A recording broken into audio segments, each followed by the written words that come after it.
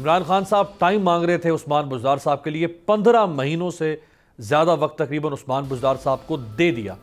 4.25 साल से कम वक्त अब बाकी रह गया इमरान खान साहब के पास और उस्मान बुज़दार के पास कि उन्होंने ये रहा घोड़ा, ये रहा मैदान, जितना आप दौड़ा सकते हैं दौड़ा लें। लेकिन इन 15 महीनों में उस्मान बुज़दार साहब ने नेक नामी कमाई तहरीक इंसाफ के लिए, इमरान खान के लिए, या कुछ और कमाया? क्या कारनामे रहे उस्मान बुज़दार साहब के? मैं चाहूँगा एक फहरिस्त आपके सामने रखें। हुकूमत बनते ही सबसे पहला जो डेंट डाला उस्मान बुज़दार साहब ने तहरीक इंसाफ को और इमरान खान की 24-25 साल की सियासत को, वो DPO पाकपतन की तब्दीली का था। पिछले ही साल हुकूमत बनते ही सबसे पहले उस्मान बुज़दार साहब ने लोगों को उस वक्त मायूस किया जब बज़ाहिरन बगैर किसी मुस्तनद वजह के DPO पाकपतन रिजवान गोंदल साहब का तबादला कर दिया गया। DPO का तबादला मुबैना तौर पर खातून अव्वल के साबिका शौहर खावर मानिका साहिब की शिकायत पर किया गया। फिर तर्जुमानों की फौज, ये दूसरा कारनामा है वसीम अकरम प्लस का।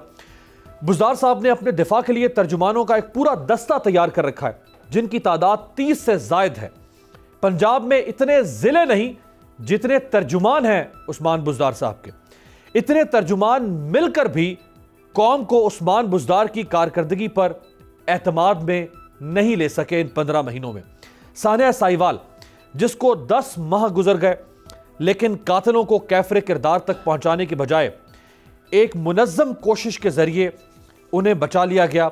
और ख़ुद उस्मान बुज़दार साहब ने इस साहिवाल साहने के बाद क्या कहा था, मैं चाहूँगा ज़रा आपको सुनवाया जाए कि इस साहने के बाद 2 दिन के बाद उस्मान बुज़दार साहब 21 जनवरी को, यानी 19 जनवरी को ये साहना हुआ था और 21 जनवरी को उस्मान बुज़दार साहब टीवी पर आए। उन्होंने क्या कहा, दिखाएं। मैं किसी को उठा के ऐसे फांसी तो नहीं लगा सकता ना, उसकी इंक्वायरी रिपोर्ट तो आने दें, फिर मेरे से सवाल करें। जब हमने JIT कॉन्स्टिट्यूट किया है, प्रिलिमिनरी जैसे रिपोर्ट आती है, फिर आप हमसे सवाल करें कि हमने क्या किया है। जैसे रिपोर्ट स्टैब्लिश होती है फिर उसके बाद मैं खुद देखूंगा कि मैंने क्या एक्शन करना और करके फिर दिखाऊंगा आपको। पिछली गवर्नमेंट में जो कुछ होता रहा, जो वहाँ JITयां बनती रही हैं और वहाँ जो वाकयात हुए हैं और जो अब नए पाकिस्तान में होगा, आपको फर्क वाज़े नजर आ जाएगा। फर्क वाज़े नजर आ जाएगा। जो मुबैना तौर पर कातिल थे, जिनके खिलाफ FIR थी, उनको उनके जो मकतूलीन हैं उनके वरसा नहीं पहचानने से इनकार कर दिया। आप सब जानते हैं कि पाकिस्तान में अगर वरसा पहचानने से इनकार कर दें कातिल को तो उसके पीछे वजह क्या हुआ करती है। आगे उस्मान बुज़दार साहब को नवाजने के लिए जो कानून बनाया गया, वो कानून भी बड़ा मुज़क्का खेज कानून था जो इमरान खान के साहब के अपने बुनियादी सियासी उसूलों के बरखिलाफ था।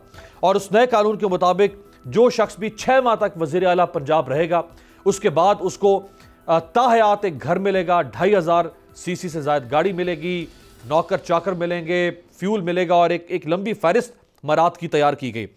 अस्पताल का नाम उस्मान बुज़दार साहब के वालिद पर, डेरा गाजी खान में नए बनने वाले अस्पताल का नाम वज़ीर आला उस्मान बुज़दार साहब के वालिद सरदार फ़तेह मोहम्मद बुज़दार के नाम पर रखने की करारदाद पंजाब असम्बली ने कसरत राय से मंजूर कर ली।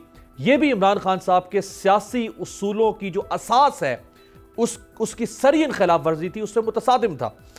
फिर बार बार सरकारी महकमों में जो तब्दीलियां हो रही हैं, पंजाब में 15 माह के अंदर 5वां इंस्पेक्टर जनरल पुलिस, यानी पाकिस्तान की सबसे बड़ी पुलिस फोर्स का कमांडर 5वीं दफा तब्दील और 3 दफा चीफ सेक्रेटरी लगाया गया। ये तीसरा चीफ सेक्रेटरी जो इस वक्त लगाया गया। IG और चीफ सेक्रेटरी के अलावा कोई ऐसा महकमा नहीं है, कोई ऐसी पोजीशन नहीं है पंजाब में जिसके ऊपर बार बार तब्दीलियां या तकर्रियां या तयनातियां ना की गई हों। पंजाब में 23 बिल पास हुए लेकिन किसी पर अमल दरामद ना हो सका। बल्दियाती इंतखाबात का बिल पास किया जिसे इलेक्शन कमीशन ने नाकाबिले अमल करार देकर मुस्तरद कर दिया। जनूबी पंजाब सूबे की करारदाद भी असम्बली में पेश तक ना की गई। सिर्फ ज़बानी जमा खर्च से अवाम को खुश किया जा रहा है। 15 महीने गुजर गए। इसके अलावा महंगाई में इजाफा हुआ, हुकूमत कंट्रोल नहीं कर सकी। डॉक्टर्स की हड़ताल पंजाब के अंदर जारी है।